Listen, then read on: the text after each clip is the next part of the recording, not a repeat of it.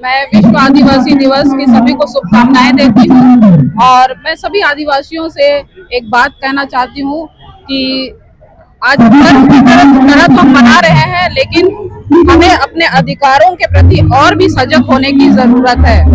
जब तक हम अपने अधिकारों के लिए बात नहीं करेंगे, हम अपने अधिकारों को पा नहीं पाएंगे। आज भी हमारा स्थिति बहुत दयनीय है। कई जगहों से हमें निकाला जा रहा है। जंगल जमीन हमारा होकर भी आज हमारा नहीं है। विकास के नाम पर जो है हमारे जमीनों को छीन लिया जा रहा है। तो हमें कोशिश करना है कि अपने अधिकारों के बारे में हम जानते नहीं है, और अगर ऐसा होता है हम तुरंत पिटीशन दायर करें ताकि जो है हम अपने जंगल जमीन को बचा पाए। मेरा नाम अनीता देवगम है और मैं मानगो नगर निगम वार्ड 17 की पार्षद हूँ। आज विश्व आदिवासी दिवस है, तो ये विश्व आदिवासी दिवस के उपलक्ष्य में क्या क्या प्रोग्राम हुआ? आज विश्व आदिवासी दिवस की पहले शुभकामनाएं देना है। विश्व के आदिवासियों को शुभकामनाएं। 9 अगस्त आज के दिन आदिवासी समुदाय जो पूरे विश्व में 7 महादेश में रहते हैं, 476 मिलियन आदिवासी 90 देशों में, आउट ऑफ 193 कंट्रीज, जो यूएन जनरल असेंबली में 193 देशों के द्वारा जो साइन किया गया था। उसी प्रकार इंडिया में 705 आदिवासी इतने ग्रुप रहते हैं, ट्राइबल्स रहते हैं। यहाँ इनलिस्टेड ग्रुप है। अभी भी मार्कंडेय काटजू का स्टेटमेंट है कि यहाँ के आदिवासियों को इंडिजिनस में नहीं रखा गया। इस स्टेटमेंट में सुप्रीम कोर्ट का जजमेंट आया था, उसमें इनको इंडिजिनस, जबकि द्रविडियन भी इंडिजिनस है और अस्ट्रोलॉइड्स भी इंडिजिनस है, इनको अभी भी इनलिस्ट ग्रुप की तरह रखा गया है कॉन्स्टिट्यूशन। तो आदिवासियों को उनकी अपनी पहचान, आत्मसम्मान और गौरवमय जीवन जीने के लिए जो नेशन का मेन स्ट्रीम होता है अभी भी फिलहाल वंचित है। उनके जितनी भी आजादी के बाद या आजादी के पूर्व हम लोग देखते थे तो 1874 में शेड्यूल डिस्ट्रिक्ट एक्ट बनी थी और 100 साल तक 1969 तक पूरा लीज एरिया था, जो पहले उसमें कॉमनवेल्थ हियरिंग हुआ करती थी। और 100 सालों के बाद जो प्रॉपर्टी राइट, जो फंडामेंटल राइट्स में था, उसको हटा के 300A में ले जाया गया, क्योंकि आदिवासी जहाँ है वहाँ जमीन है। जमीन है तो अकूप संपदा है, और जहाँ जमीन है आदिवासी है, उनकी संस्कृति है, उनकी परंपरा है। और आदिवासी जंगलों में रहते हैं, जहाँ पे ये आर्किन पीरियड है, जैसे झारखंड आर्किन पीरियड है। आर्किन पीरियड में जहाँ मिनरल रिसोर्सेज, जो ज्वालामुखी के पश्चात काफी वर्षों पहले यहाँ पे ज्वालामुखी हुई थी या लैंड का फॉर्मेशन हुआ था, और ये सबसे पहला शायद समुद्र से निकलकर ये सिंहभूम डिस्ट्रिक्ट, सिंहभूम वगैरह आया है।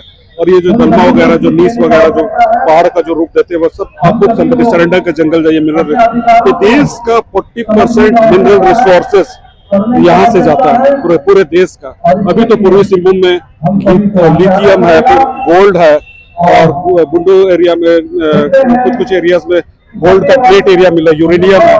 तो जहाँ आदिवासी है वहाँ उनकी प्राचीन परंपराएं है, जो विकास के दौर में या ग्लोबलाइजेशन के दौर में तो रैपिड डेवलपमेंट हो रही है। सबसे ज्यादा समस्या विस्थापन, जहाँ पे मल्टीपर्पज प्रोजेक्ट बनते विस्थापन होता है। निद्राज फार्मिंग जैसे जो भी प्रोजेक्ट लाई जाती है सरकार के द्वारा, सबसे ज्यादा सफल होती है आदिवासी ग्रुप। तो यहाँ पे संविधान में अम्बेडकर जी और जयपाल सिंह हुड्डा के द्वारा कई सारे प्रावधानों को दिया गया है।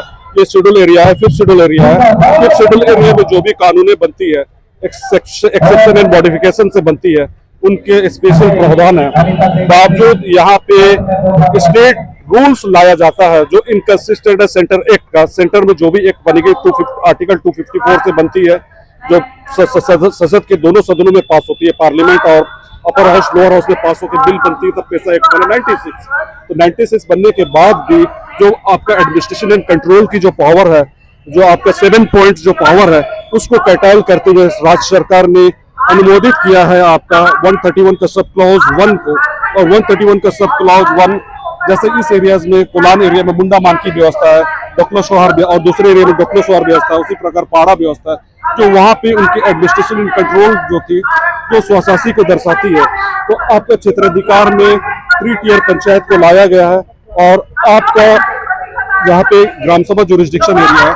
ग्राम सभा जुरिस्डिक्शन एरिया में 10 से 12 मुंडाओं के क्षेत्र में एक मुखिया को लाया गया। उसी प्रकार आपका नगर निगम 22 डिस्ट्रिक्ट में चुनाव हो चुके हैं। तो आपका शेड्यूल्ड डिस्ट्रिक्ट, आपका आजादी, आपका झारखंड अलग होने के बाद 207 शेड्यूल डिस्ट्रिक्ट था, सॉरी 207 में शेड्यूल डिस्ट्रिक्ट ऑर्डर 299 आया था, उसमें 18 झारखंड बनने के बाद 18 डिस्ट्रिक्ट था, लेकिन फिर कटाइल करते हुए 13 डिस्ट्रिक्ट में लाया गया। ये आपके जमीनों को दोहन करने के लिए नया रूल्स को लाया जाता है, रूल जबकि इनकंसिस्टेंट है सेंटर एक्ट का।